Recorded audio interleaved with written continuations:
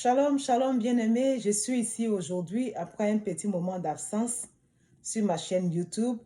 Et donc, depuis janvier, le 1er janvier, je prends part à un challenge qui est appelé le challenge de la quête de la sagesse.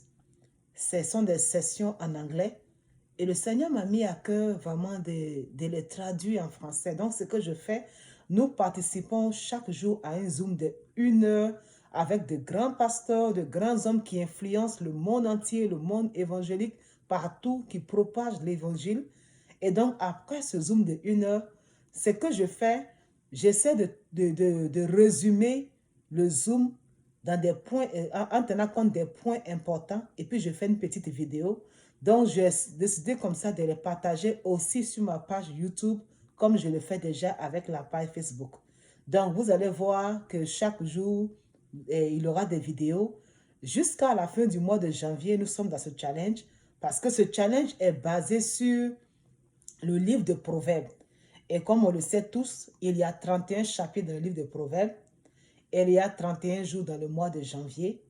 Mais plus important, c'est que 2022, je sais que chacun d'entre vous a déjà entendu les paroles prophétiques par rapport à cette année. C'est une année où le Seigneur veut vraiment bénir son Église afin de préparer la moisson des âmes qui a déjà commencé parce que le Seigneur revient bientôt.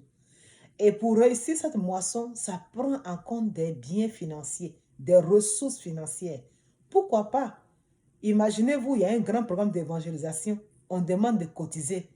Et il se trouve que il n'y a pas d'argent pour peut-être louer la salle ou bien louer les bâches ou des choses comme ça.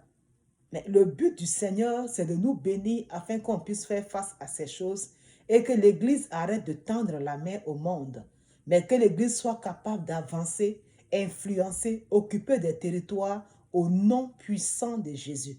Donc, je vais commencer à partager rapidement, parce que bon, ça fait déjà plusieurs jours qui sont passés le mois de janvier, mais je vais les partager comme ça sur la chaîne YouTube. Et donc, tous ceux qui me suivent pourront en profiter. Que le Seigneur vous bénisse. Shalom encore. Bonne écoute. Et j'espère que ces principes que j'apprends qui me font vraiment du bien dans ma marche chrétienne, dans ma quête de la sagesse, vous feront pareillement du bien et vous feront grandir dans le Seigneur et vous aideront à pouvoir comprendre où est-ce que le Seigneur vous amène et quelle est votre montagne d'influence pour l'année 2022, parce que c'est très important de savoir la parcelle que le Seigneur veut nous donner en occupation. Une fois que nos objectifs sont clairs, nos décisions seront plus simples à prendre. Que le Seigneur nous bénisse